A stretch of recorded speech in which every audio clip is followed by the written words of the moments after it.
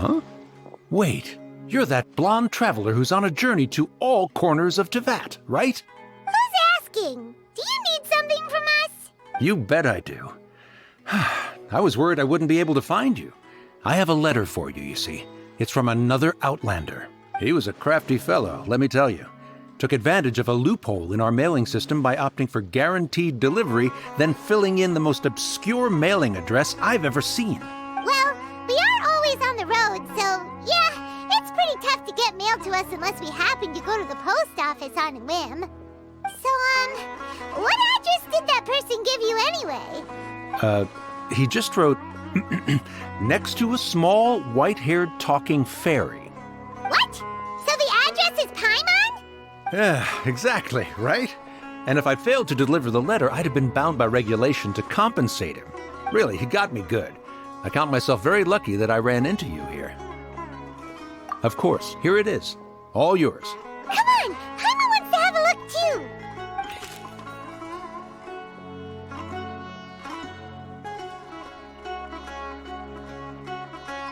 Kaeya, huh? So he's here in Sumeru. Now that Paimon thinks about it, Crafty does describe him pretty well. From what he wrote in the letter, it looks like he didn't think there was much chance of it reaching us. Or maybe he's just being sneaky. Do you think he's making this sound like a miracle of fate so that we'd have to go meet up with him? Yeah, you're right. It's always nice to see old friends. The letter says that he hangs out at Jafar Tavern every afternoon. Perhaps we should drop in on him then, huh?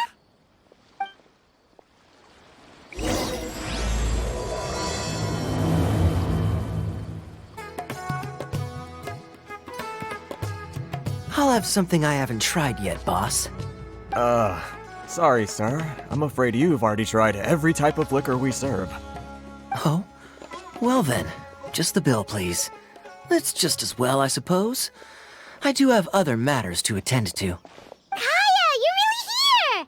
Paimon half thought you were playing some sort of prank on us. Hey, Paimon, traveler. Looks like the gods smile upon me after all. And come now, I wouldn't joke about wanting to see my good friends. Wait a second. You must be here on official business, right? What do you think you're doing spending every afternoon drinking at the tavern? You itching for a lecture from Jean? Not at all. The acting Grand Master positively terrifies me. Why would I ever do anything that might displease her? The truth is, I'm in Sumeru to learn about the alcohol industry here. So despite how it might look, I'm actually at Jafar Tavern for strictly business purposes. Sumeru spices are famous the world over, and it's long been rumored that this fine establishment was where a certain very popular spiced cocktail was invented. That's why the Knights sent me, their foremost expert in alcoholic beverages, to come and see if it is as good as the rumors say. And how did that go? So far, so good. I'm already in talks with some spice merchants in Port Ormos about some potential collaboration. Yeah, that does sound like a great business opportunity. Guess Don Winery and Master D-Luke are gonna make a tidy sum from this one too, huh? Well, let's not get ahead of ourselves. Whether this lucrative opportunity gets passed along to Don Winery or not depends on how nice I'm feeling. Hey, using your job to settle personal grievances isn't very knightly, Captain! Oh? What makes you say that? Very sharp of you. I wouldn't say I'm familiar, though. I just came here on the sly once, when I was very young. And? Do continue. Do I have to? When I said we could talk about the old times, digging up my past wasn't exactly what I had in mind. Well, all right, since you're so interested. Like I said, I was very young then. Don Winery had only just taken me in. I overheard my adoptive father talk about sending a team of merchants to Sumeru during a business meeting. I'm sure you'll agree that everyone's curious about their roots on some level. And my roots? They're in Conria, which is said to have been located deep underground, somewhere near Sumeru. And so I stowed myself away amidst the cargo, and silently joined the merchant delegation on their trip to Sumeru. But it wasn't long before the merchant delegation received news that I'd gone missing. Their leader promptly found me, and before I knew it, my adoptive father was dragging me back home by the ear. It was a short-lived adventure. Sorry I don't have a more thrilling story for you. Honestly, not much. The only reason I knew that Conria was near Sumeru is because I happened to read that in a book when I was young. My life had less and less to do with Conria as I grew up, and so I started caring less as well. I used to believe that I had inherited some sort of duty from my father. But then I began to wonder. Maybe my father left me in the peaceful land of Mondstadt for no other reason than simply to give me a happier life. A happy life sounds good to me, of course, even if it means being cut off from certain things. This is obviously all speculation. Simply put, I'm afraid that I'm not particularly in the know on this topic. These days, my surname, Alberich, is probably the only link to Conria that I have left. One death afternoon, please, boss. Tell me, what do you know about the significance of that name, Alberich? Dainsleif? Ah, you've decided to join us. I was wondering how long you planned on listening in. I believe I've seen you before in Mondstadt. Dainsleif, if I'm not mistaken. So you remember me. Then we are already acquainted, Kaeya Alberich, descendant of the Abyss Order's founder. Huh? What? I take it that you weren't aware of this until now, Kaeya. Or you wouldn't have been so forthcoming with your surname. Oh my. That's quite a lot of baggage for a surname, isn't it? Though I must say, it does confirm an old suspicion of mine. I suppose that was why my father left me in Mondstadt after all. I'm surprised that you take me at my word without the faintest hint of skepticism. Well, perhaps what you told me just happens to answer some questions I carry in my memories. And in any case, I recognize your eyes. You're a pure-blood Conrian, aren't you? Very clever. Forgive me for being direct, but I sincerely hope this new knowledge doesn't change anything. If you've already let go of your ties to the past, then keep it that way. Kaeya, you're not involved with the Abyss Order in any way, are you? Hey, hold on now. This conversation has taken a rather sudden turn for the deadly serious. And I'm afraid that as someone from Mondstadt, I'm not accustomed to this sort of atmosphere. So what if I know my ancestry? Do I strike you as the type who would be bound by that kind of thing? Relax. I'll be just as delighted to hunt down the Abyss Order tomorrow as I have always been. Either way, looks like we're out of time. I've got a spice merchant to meet in a minute, so I'll leave the three of you to carry on the conversation without me. Well, all right then. You go do your thing, Kaeya. See you around. And Dainsleif, no need to listen in from the sidelines next time we meet. Let me buy you a drink.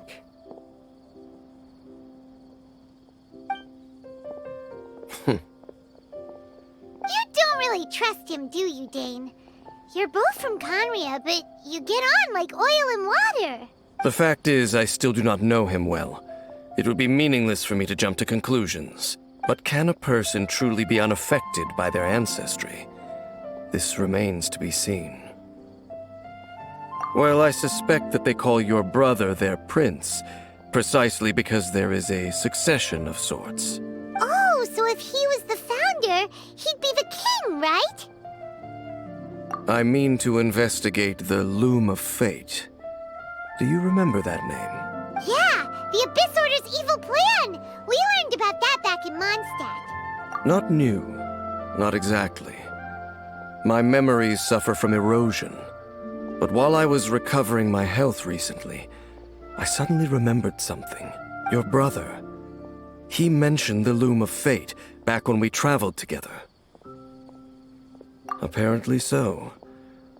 I was also quite surprised when these memories tallied up. I recall that we were traveling to Sumeru when the matter was brought up. So, you're going to the place that he mentioned back then? Correct. At that time, they must have been introduced in one way or another to this concept. If I recall correctly, we were somewhere in Avidya Forest then. Well, what are we waiting for? Let's go! Maybe we'll discover some secret that's lain hidden for hundreds of years! No. Now is not the time. No, it's just, I'm still waiting for my drink. Seriously?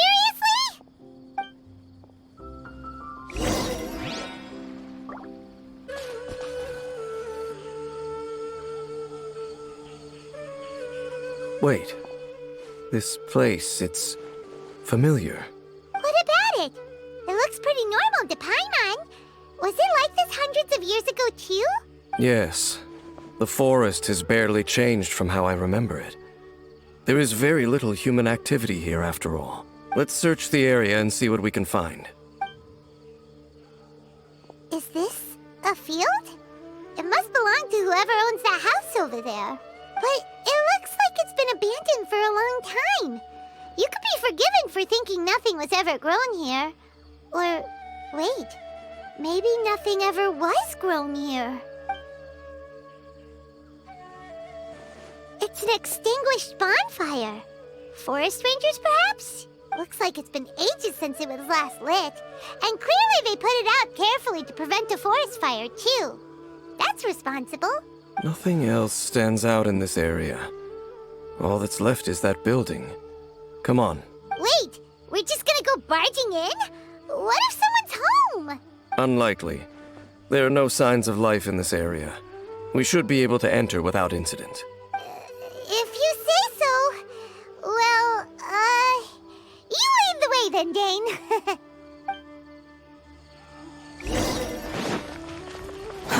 Too slow.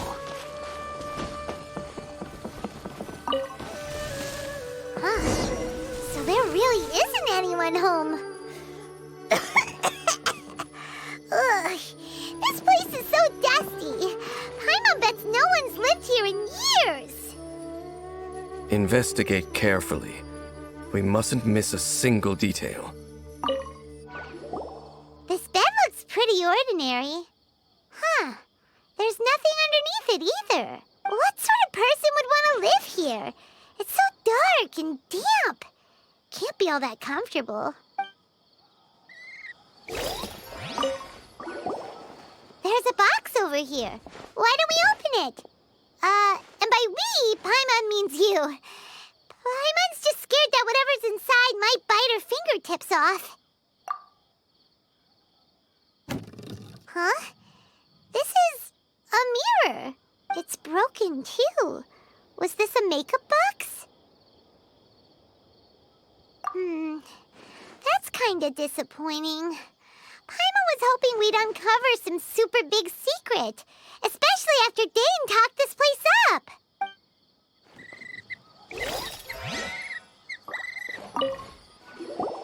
Hey, look!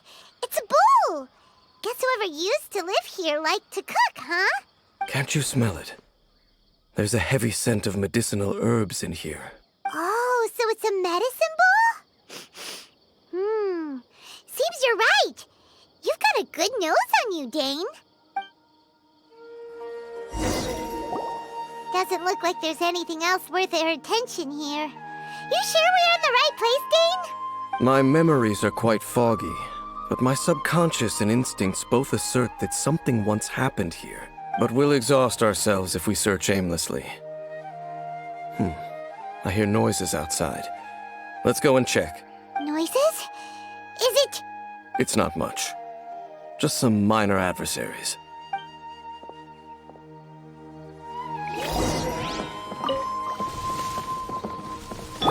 Monsters? Wow, Dane's ears are sharp, just like his nose. That's a good case for a 500-year-old. Although for someone who's as full of surprises as Dane, it's hardly a big deal.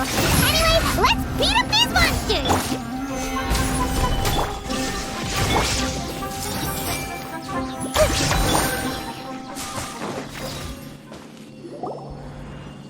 I doubt that the appearance of those monsters was wholly random. There must be something nearby that attracted them. A ley line anomaly, perhaps. But it seems to be more than that. Okay. I'll go slightly further out to investigate any issues with the nearby ley lines. I might be a while. You should wait for me here. What? You're going alone? You better not be trying to keep some secret from us. Your suspicions are as banal as they are unwarranted.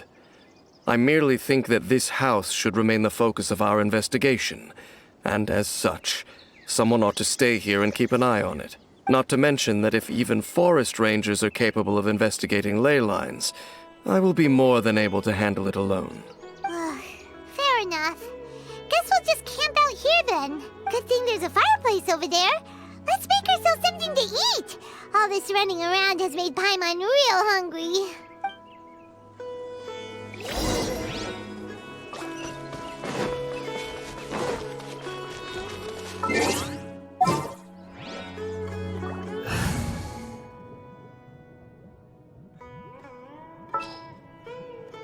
Gonna be epic.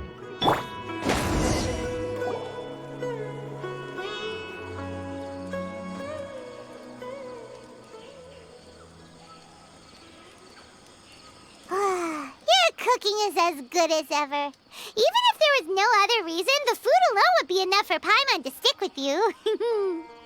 Changing the subject, Dane's taking forever. He said that there might be an issue with the nearby ley lines. How bad do you think it could be? We came together, but now it's back to just being the two of us again. You know, now that Paimon mentions it, we really have spent lots and lots of time together, haven't we? So, don't take this the wrong way or anything, but, do you ever get tired of Paimon being around? Oh, you stop it! Now you're embarrassing, Paimon. So, next question. Don't know if it's okay to ask this, but Paimon's curious. What was it like traveling with your brother? The stars? Wow.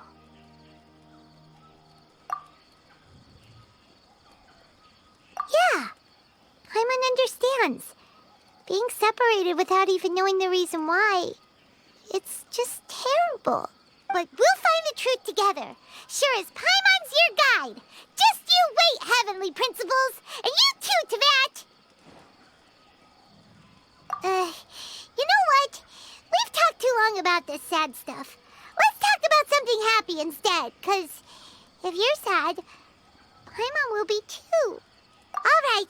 It's getting dark, so why don't you rest? Paimon will take first watch. Don't worry, no monster's gonna come and eat you up. Oh, come on! Don't say that! Paimon just wants to look after you for once. Nighty-night. Go on, shoo! Off to sleep!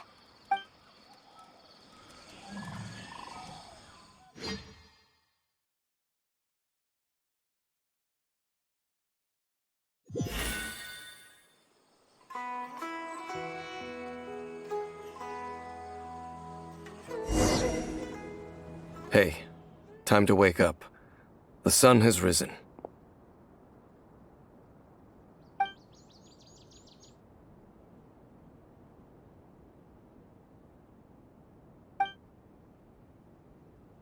What a deep sleeper.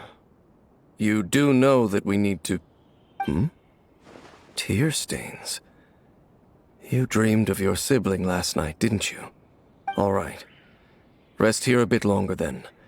I'll head into the forest to investigate.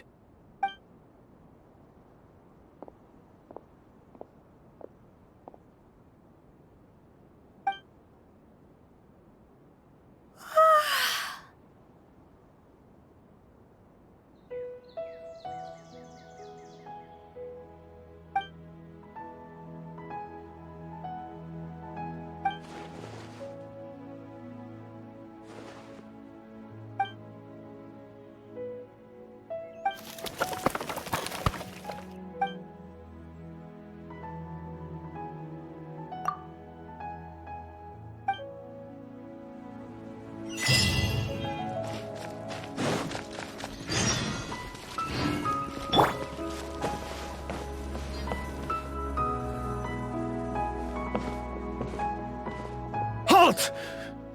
What do you think you're doing? This place is not whatever you think it is. Nor should you be poking your nose into my business. Begone! Your travel companion. You mean the one that was keeping watch by your side last night? Your companion departed for the forest early this morning. That much I saw with my own eyes. What business is that of yours, hmm? All you need to know is that I claimed this place first, and what I do here is none of your concern. Do I make myself quite clear? Leave. Well, what are you waiting for? If you must, suit yourself. I've been observing you, and you don't look like a forest ranger, nor someone from the academia. Still, I'm warning you, no funny business. Promise me that, and you can do as you please. Okay, fine. Whatever. Just move aside. I'm heading in. You... Oh, go on then. Have it your way. I knew I wasn't going to be able to hide this anyway. Just come in. But no overreacting to anything you see in here, okay? You understand me? Come on then.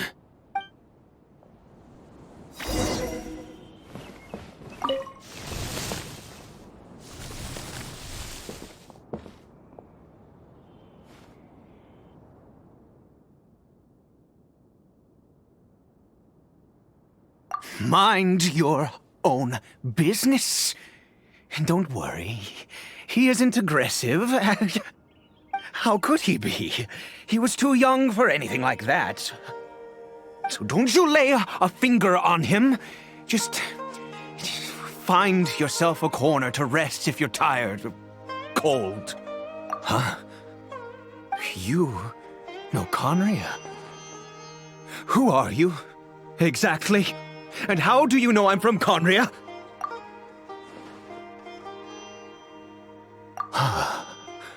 Do you worship a god, traveler? Sounds like you've had an eventful life.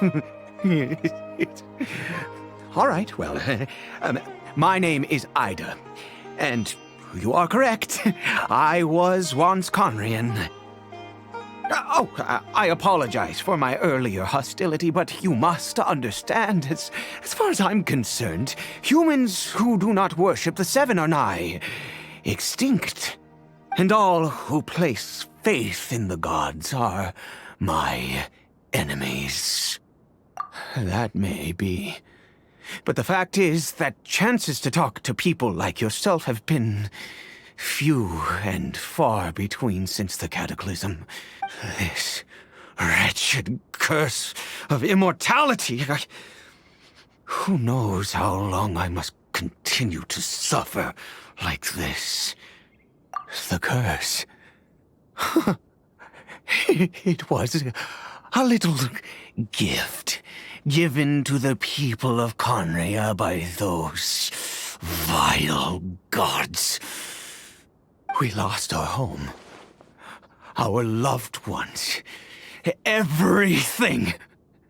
The agony of the cataclysm itself was already too much to bear, but then came the curse, robbing us any chance of release.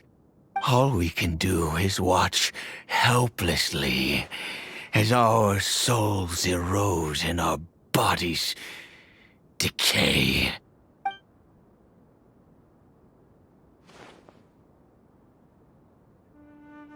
Because, although Conria began with a single bloodline, it was a home to others too. Any who forsook their gods and came to Conria were welcomed as our fellow citizens. when the cataclysm came, we pure-blood Conrians were declared the greater sinners. Upon us the gods placed the curse of immortality. But those whose ancestry belonged to the domains of other gods were punished with the curse of the wilderness as they fled, turning them into monsters. He is Caribert, my illegitimate son. How times have changed. I can say that out loud with no consequence now, but it was once a matter of unspeakable shame. I was a noble of Conria. I resented the life that my family had arranged for me. Then, one day, I met a beautiful woman amongst the people. Her roots were in Mondstadt, but that mattered not to me. It was love at first sight. Caribert faced great hardship from the very moment of his birth, all due to my selfish desires, and I was never able to be there by his side for any of it. After all that, he turned into a hilly troll right before my very eyes. I always owed him much, and now at least I can finally be close to him. She was. We were separated. I do not wish to dwell on it. It could be worse.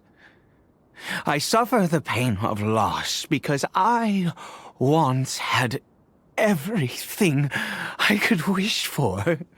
And now that I have lost almost everything, the little that remains I see with new clarity. If nothing else, at least I still have Caribert. Yes, that reminds me. I only returned here to check on Caribert, but I do have other things I wish to do. You may come with me, if you're so inclined.